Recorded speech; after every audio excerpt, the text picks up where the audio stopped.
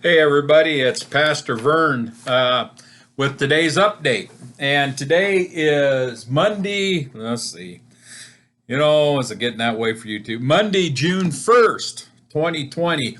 The first day of meteorological summer, as I picked up on the morning talk shows, news shows, whatever you call them.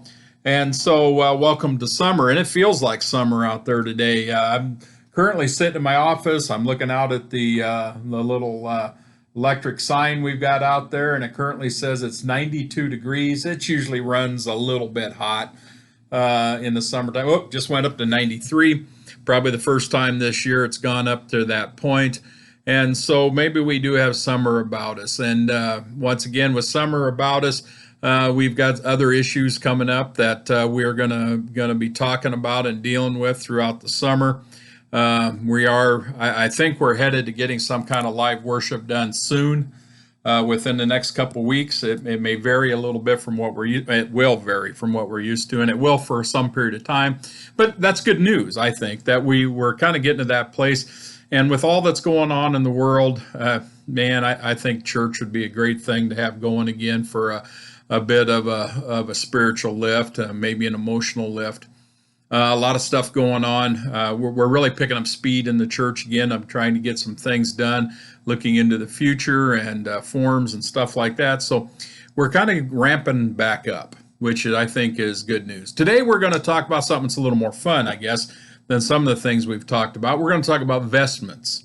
Vestments are have a couple different places in the church. One of them is it's the clothing that the pastor or leader of the worship is doing.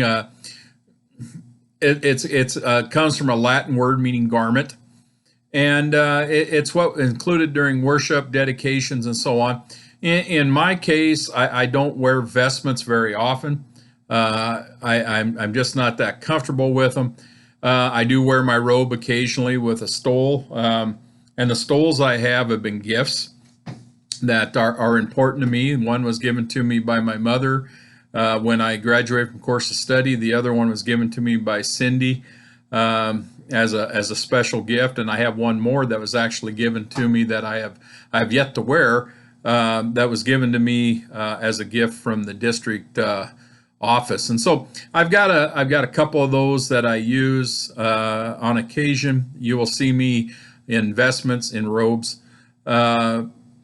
Probably basically 3 or 4 major times of the year in the church.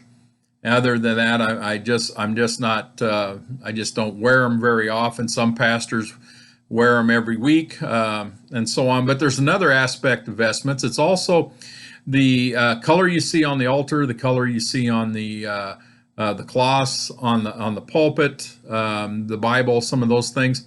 Those are also vestments of the church, and originally vestments marked your rank in the church, whether you were a priest, a monk, deacon, liturgist, whatever it is. And now it's turned more to the service of or what time of year we're in for the service, what color we have. We really have about 4 or 5 colors, and they have some variants in those, but we use them for different occasions. And most of the time, the vestments are green because that's what we call common time. That's not in one of the seasons of the church where we're doing something that is leading up to one of the major celebrations in the church. And at Easter time, we use purple a lot for the royalty of Christ. And also we can use red. Good Friday's an interesting one because we have no colors. That is a day that the altars be bare. Normally, in my context, I cleanse the altar, I say, and sometimes we do it on Thursday evening during Maundy Thursday. Sometimes we do it on Good Friday. But essentially for Good Friday, there is no vestments, there is no color. We have white and gold, and that's like for Easter, and often churches use that for celebrations of life and weddings and those kind of events.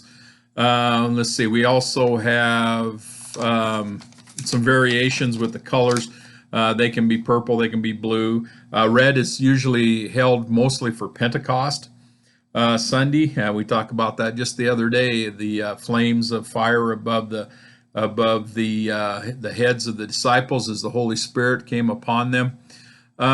So it talks about the symbols and the seasons of the church, and it's one of those things that is both a universal and a local symbol in our churches, because we find we universally use these colors in the different seasons, but also every church has their set of vestments, and some churches who are older have multiple sets of vestments, and some of them are seasonal. They have certain things depicted on them that are seasonal. Some of them are just the colors. Some of them, occasionally an old set of vestments will get brought out for a special occasion, a heritage time. That's kind of a cool moment. And they do get wore, they do get dirty, so we sometimes they need to be replaced. One of the things that's interesting to me is the vestments in Cedar Rapids, for example. They're white vestments that they have for Easter and for Christmas. Each have different symbols on them. Instead of just being white, the one set has, I believe, a manger scene on it, and the other one has a dove on it, I believe it is. Something like that, anyways, so that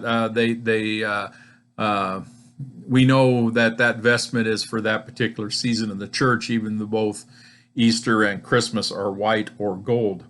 It's kind of fun once you learn the seasons of the church and think about that we have these traditions that are a little bit of signs and signals in our church of what point of the year we're in. All right. Well, we're going to continue on with some churchy words here in the next few days, and so I appreciate you spending a little time with me. Take care of each other. Do the things that you need to do to stay safe, and watch out for those things that may cause you some problems. Continue to pray, continue to hold the faith, and we just ask a blessing on each and every one of you, and we'll talk to you tomorrow. Bye.